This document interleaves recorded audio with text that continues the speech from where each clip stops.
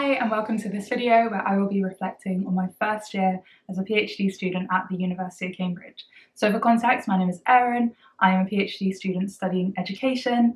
I am just finishing up my first year, which is kind of disgusting and overwhelming, but it's great, it's fine, because I have no idea where the time has gone. For context about this channel, this is The Student Journey, a channel where I essentially reflect a bit about my own journey as a student, that is at postgraduate level but also undergraduate level, as well as share tips and advice for you on your own journey as a student. So if that sounds interesting to you, or you're just, someone who's happy to support, please do subscribe.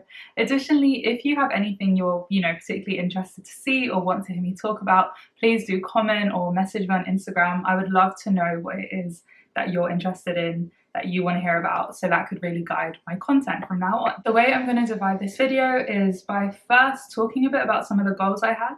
So that is reflecting on the PhD bucket list that I wrote at the very start of the year. Secondly, talking a bit about the worst bits. We've got to have a positive sandwich, if you've heard of that, where you start with something good, put the bad stuff in the middle, and then end with something good.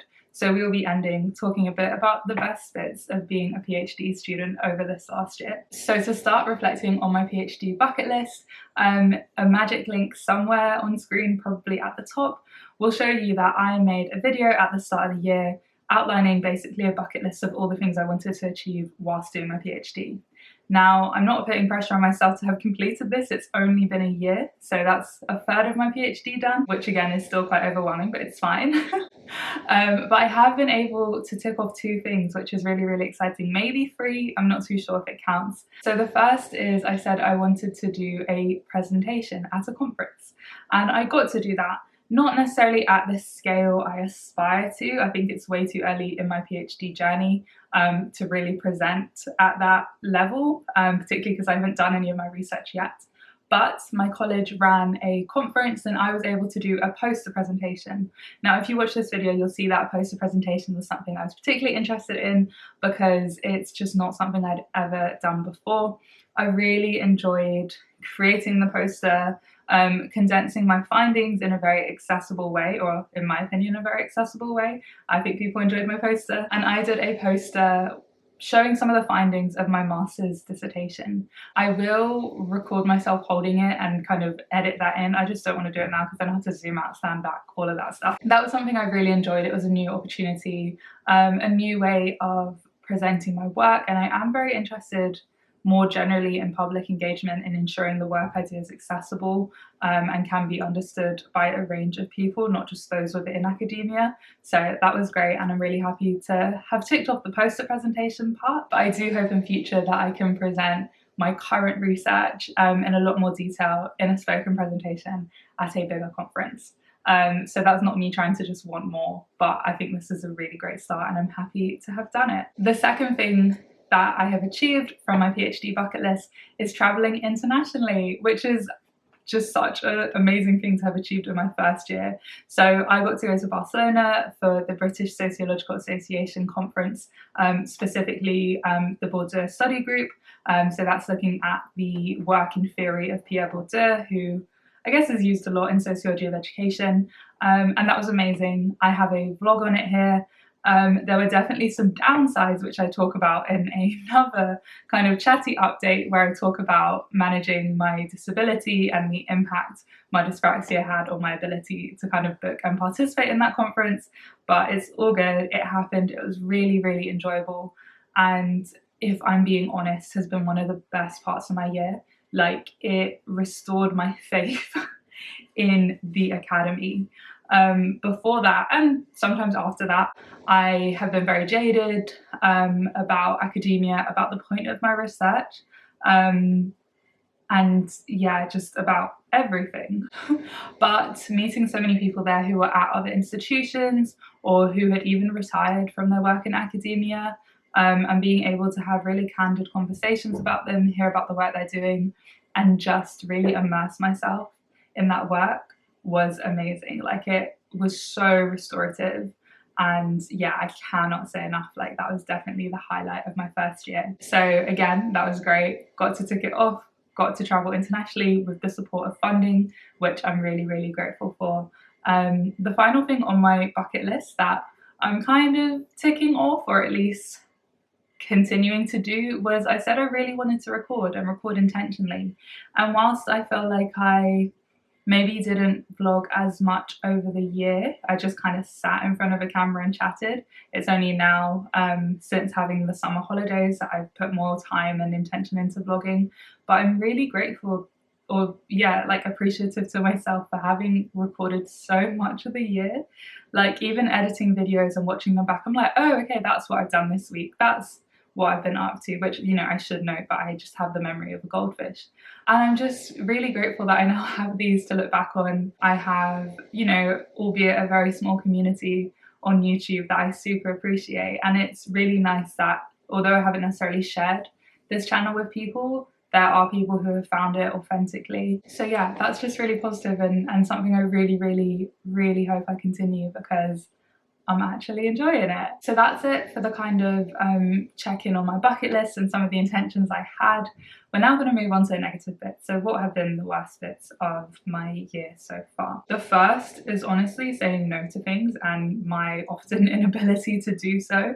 Now, this I think is a normal tension that a lot of people face. When you start a PhD, when you start at university, there are just so many opportunities, it is really overwhelming.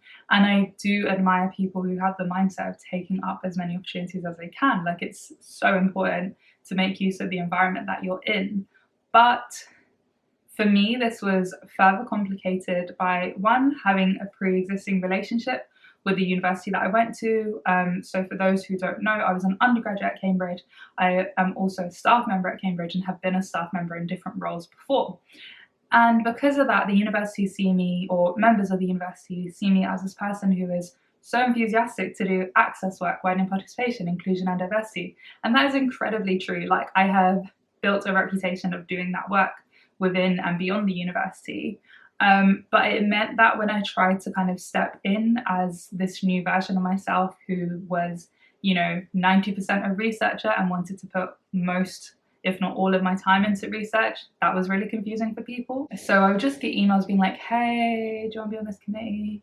Hey, do you want to apply for this? Hey, have you considered this? Which, one, is kind of unethical, because what you're saying to me is like, you already have an idea as to who you want to do this role. But two, was just kind of like, I don't want to say upsetting, because that makes it seem like people are way more intentional, but it was quite like hurtful to be perceived as someone who just does that labor all the time, as opposed to somebody who had stepped into this space of being like an aspiring academic.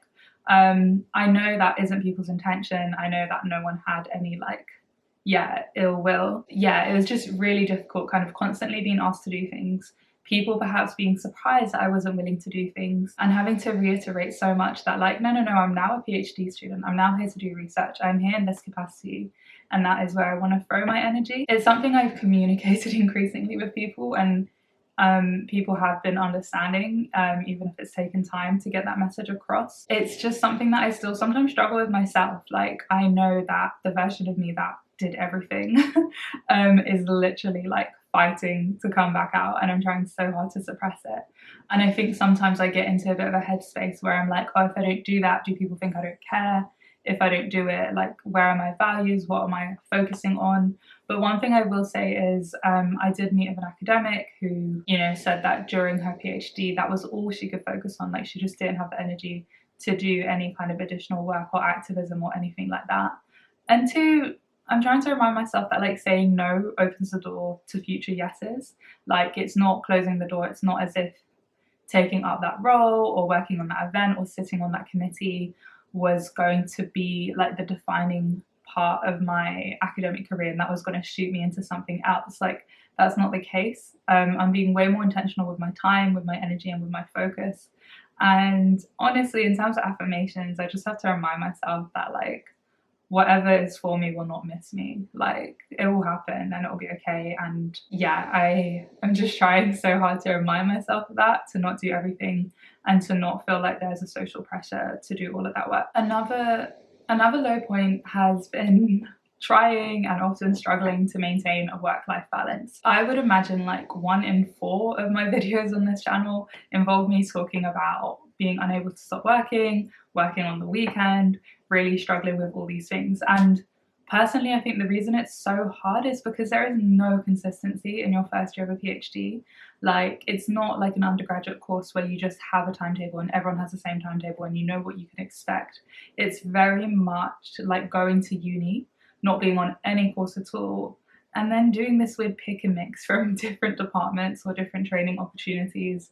It really is like, yeah, it's like a pick and mix. It's like a, I don't know, build your own. You were in charge of it, and it is unpredictable because nothing's ever kind of shared in advance, or yeah, there's just no clear structure for you to follow. And that makes it really hard to be consistent with your boundaries because you constantly say to yourself, or at least I constantly say to myself, well, last week was like this, so I need to work this weekend to compensate, or I know that this period is going to be really busy, so what can I do now to make up for that? And it's not the healthiest. Honestly, I think the best thing to do is to have hard boundaries and to stick to them no matter what. Like, despite the chaos or interruption, you just have to have those rules and be like, sorry, those are the rules. Honestly, like, this has been really, really good for me over summer in particular, where I have been like, I'm not working weekends. Like, I just don't work weekends. Like, that is not a normal thing. Why would anyone do that? Weekends are out. And where my week has been disrupted because I've gone to London on Friday, or because like my siblings have come up, I haven't then been like, okay, I'm going to work loads on the weekend, or I'm going to work this weekend to compensate for that. Sometimes I've tried to, but I've just been tired anyway. And honestly, I think that's the only way, because no one is keeping tabs. No one is, no one's got a tally of when you worked and when you didn't work to kind of show you the bigger picture. It is just you. And it's so chaotic that you can't do that bigger picture thinking. You can't step back and look at it all. You, and by you I mean me, just trick yourself into being like, oh, I need to make up for this, or there's always an excuse to work. So if you have those like very, very objective hard rules that you cannot break no matter what, honestly, you'll be so much better for it. I think for me personally as well, what has been difficult is I really struggle to trust my gut when it comes to working. I do have this kind of obsessive need to compensate for everything. And because of that, I really do need these hard rules. I really struggle to understand how much I can manage, how much I can take. And I have this, subjective belief that I can always do more. So yeah, this year's been really, really hard, and it is honestly like shocking how quickly I fell into that trap of just work-life balance disappearing. And again, you don't necessarily have that in a job where the expectation is, well, no one's working on a weekend. Why would you be working? Also, if you do have a job where you work on the weekend, I'm really sorry. And then the final challenge / worst bit has essentially been working on my mindset. So being hard on myself is nothing new to me. I know there's a lot going on in there that isn't always helpful, but the PhD was just a very convenient excuse to kind of go in on that. It is a tool you can use to beat yourself up. It's a tool you can use to kind of measure your worth and your value. So I found that, yeah, I could definitely lean into some very negative thinking, use my PhD to kind of fuel that thinking and behavior. And that's something, yeah, I'm working on. I know it is a long-term thing. It's not something I can kind of fix overnight. It has resulted in me crying in so many videos, but I think being here and having a resource available within the university through either the counselling service or kind of support groups has meant I am really, really dedicated to working on this. So in some ways that is a positive. Okay, we're moving on to the positives. That was pretty heavy. Again, loads of learning curves, things I'm trying to change as a result of it. Like, I don't expect the PhD will be this way forever. And of course it is very subjective.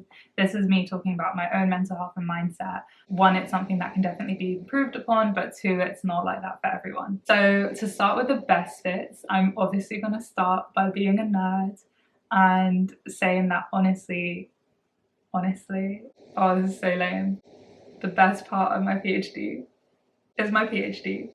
Like, it is actually a privilege to have what is essentially my full-time job be me reading and writing and just thinking about theory and, obviously some, really heavy stuff. Like, I don't want to glorify that, but having the privilege and the time and the space to engage with it academically it's like so good, it's so fun, it's so important. I am so lucky to be doing this. I'm so happy to be nerding out. There are so many ways in which I knew doing a PhD was right for me, as much as I complained like 2 seconds ago.